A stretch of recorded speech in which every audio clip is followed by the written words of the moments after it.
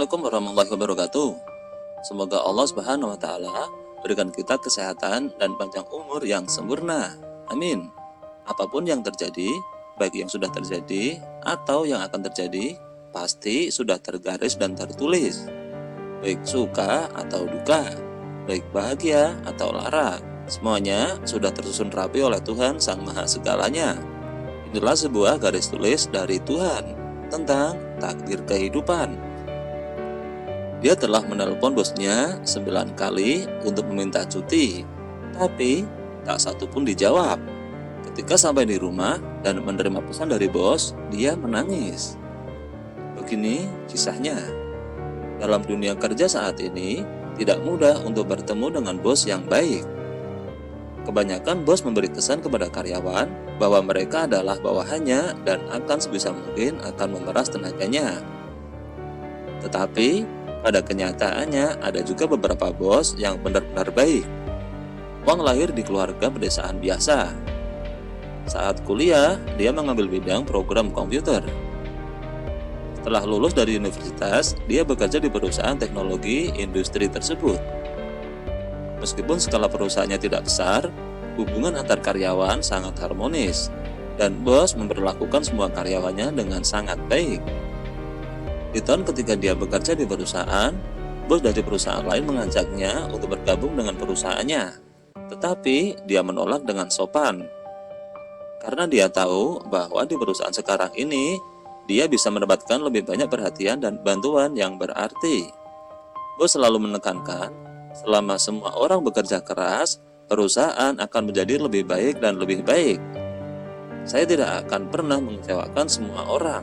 Begitu pesan dari bos. Di tahun kelima, dia bekerja di perusahaan itu. Bosnya memberi sebuah proyek penting dan meminta Wang untuk memfokuskan diri pada proyek itu. Proyek ini sangat penting untuk perkembangan perusahaan. Wang sangat senang mendapat kepercayaan dari bos dan menugaskan dirinya untuk bertanggung jawab atas proyek ini. Untuk memenuhi harapan bosnya, dia mencoba yang terbaik dan bekerja keras setiap hari kecuali waktu istirahat. Namun, di akhir proyek, tiba-tiba dia menerima telepon dari keluarganya. Saat ditelepon, ibunya menangis dan memberitahu Wang bahwa ayahnya tiba-tiba jatuh sakit. Dan kondisinya sangat serius. Dia tahu proyek ini sangat berarti bagi perusahaan dan bosnya. Tetapi baginya, ayahnya lebih penting. Dia langsung menelpon bosnya dan minta izin untuk pulang dan mengurus ayahnya yang sakit. Tapi bos tidak menjawab 9 panggilannya berturut-turut.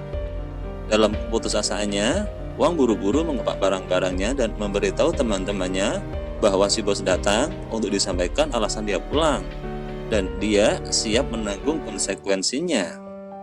Setelah Wang sampai di rumah, dia bergegas membawa ayahnya pergi ke rumah sakit. Setelah hari yang sibuk, dia akhirnya menyelesaikan prosedur rawat inap sang ayah. Dokter mengatakan bahwa ayahnya perlu operasi. Seketika, Wang sangat cemas. Pada saat yang sama, dia mengkhawatirkan pekerjaannya. Bos telah baik kepadanya selama bertahun-tahun, tetapi dia pergi pada saat dibutuhkan, dan dia siap untuk dipecat. Begitu pikir Wang. Keesokan harinya, Wang menerima pesan dari bosnya. Isi pesan itu membuat matanya melebar dan air matanya mengenang sampai jatuh. Halo, saya makan malam dengan klien kemarin, dan kami minum anggur sampai mabuk, dan tidak memperhatikan telepon kamu. Saya mendengar ada sesuatu yang terjadi di rumah kamu. Bagaimana kabar ayahmu sekarang? Jangan khawatir tentang proyeknya. Saya akan tangani sendiri. Kamu berkonsentrasi untuk merawat ayahmu. Ngomong-ngomong, apakah kamu punya cukup uang sekarang? Saya akan mentransfer kamu 100 juta dulu. Dan jika tidak cukup, kamu bisa memberitahu saya. Begitu pesan SMS dari sang bos. Melihat pesan ini, air matanya jatuh. Dia pikir bosnya akan marah padanya dan tidak berharap dia begitu peduli padanya sampai mentransfer uang kepadanya.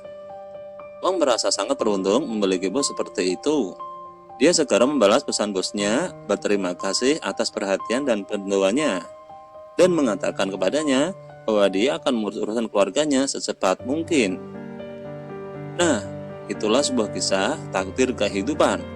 Mudah-mudahan dengan kisah di atas bisa memberikan pelajaran untuk kita.